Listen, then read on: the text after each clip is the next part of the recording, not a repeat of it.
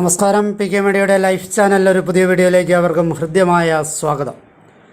നാഗത്താളി എന്ന ഔഷധ സസ്യത്തെയാണ് ഈ വീഡിയോയിലൂടെ പരിചയപ്പെടുത്തുന്നത്. ഓർക്കിഡേസി അഥവാ ഓർക്കിഡ് കുടുംബത്തിൽപ്പെട്ട ഒരു സസ്യമാണ് നാഗത്താളി അഥവാ സ്തനവർദ്ധിനി. അരൂത എന്ന സസ്യത്തെയും ചിലർ നാഗത്താളി എന്ന് വിളിക്കാറുണ്ടെങ്കിലും ഇവിടെ പരാമർശിക്കുന്നത് അംഗവർദ്ധിനിയായ നാഗത്താളിയെയാണ്. പേരിന് പിന്നിലുള്ള കാര്യങ്ങളെ നോക്കാം.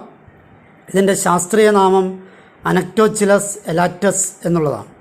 മലയാളത്തിൽ ഇതിനെ നാഗത്താളി, നാഗത്താലി, സ്തനവർദ്ധിനി, നാഗത്താളി എന്നൊക്കെ വിളിക്കാറുണ്ട്.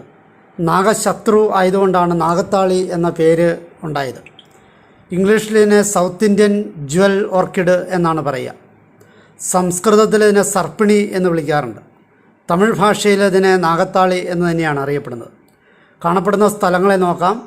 ശീതകാലാവസ്ഥ ഇഷ്ടപ്പെടുന്നതിനാൽ വനാന്തർഭാഗത്തിലെ മലഞ്ചെരുവുകളിലും തണുപ്പുള്ള സ്ഥലങ്ങളിലുമാണ് സാധാരണയായി ഇത് വളരാറുള്ളത്. എന്നാലും മറ്റു പ്രദേശത്തും ഇതിനെ നട്ടുപിടിപ്പിച്ചാൽ വളരുന്നതാണ്. നീലഗിരി വനമേഖലകളിലും സഹ്യപർവ്വത നിരകളിലും ഇവ കാണപ്പെടുന്നുണ്ട്. തെക്കേ പശ്ചിമഘട്ട തദ്ദേശവാസിയായിട്ടാണ് ഇതിനെ അറിയപ്പെടുന്നത്. രൂപവിവരണം നോക്കാം. നാഗത്താളി നിലത്ത് വളരുന്ന ഒരുതരം ഓർക്കിഡ് ചെടിയാണ്. ഇവയ്ക്ക് പ്രത്യക്ഷത്തിൽ മണമോ ഗുണമോ കാണാൻ സാധിക്കില്ല. ഇതിന് കിഴങ്ങുണ്ട്. ഇലകൾ 5.4 സെൻറ്റിമീറ്റർ നീളമുണ്ടാകും. ഇരുണ്ട മറൂൺ നിറമുള്ള ഇലകൾക്ക് കോഴിമുട്ടയുടെ ആകൃതിയാണുള്ളത്. പൂക്കൾ വെളുത്തതും 2.5 സെൻറ്റിമീറ്റർ നീളമുള്ളവയുമാണ്. നവംബർ ഡിസംബർ മാസങ്ങളിലാണ് ഇത് പൂവിടുന്നത്.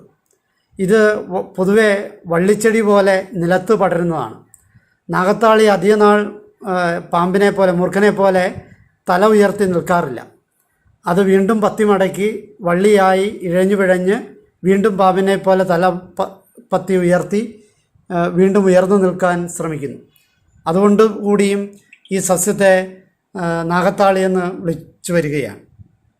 പൊതു ഉപയോഗങ്ങളെ നോക്കാം. ഇതിൻ്റെ ചെടിയും ഇലയും വളർന്നു വലുതായി കഴിഞ്ഞാൽ പാമ്പുകളോ മറ്റ് ഇഴജന്തുക്കളോ ഒന്നും തന്നെ ആ പരിസരത്ത് വരികയില്ല. അതുകൊണ്ട് തന്നെ ക്ഷുദ്രജീവികളെ, പാമ്പുകളെയൊക്കെ ഒഴിവാക്കാനായിട്ടുള്ള ഒരു മാർഗമായിട്ട് ഇതിനെ ഉപയോഗിക്കാവുന്നതാണ്. ഔഷധ മൂല്യത്തെ നോക്കാം. നാഗത്താളി പൊതുവെ വളർച്ചയ്ക്ക് ആണ് ഉപയോഗിക്കുന്നത്. നാഗത്താളി വിഷത്തെ ശമിപ്പിക്കുന്നതുമാണ്. ചുരുങ്ങിയ സ്തനത്തെ തടിപ്പിക്കുന്നതാണ്. ഇതിൻ്റെ ഇലകളാണ് ഔഷധമായി ഉപയോഗിക്കുന്നത്. ചന്ദ്രൻ വൃദ്ധി പ്രാപിക്കുന്ന പോലെ ഇലയിൽ ഔഷധ ഗുണം കൂടി വരും എന്നാണ് സങ്കല്പം. ഔഷധ പ്രയോഗങ്ങളെ നോക്കാം.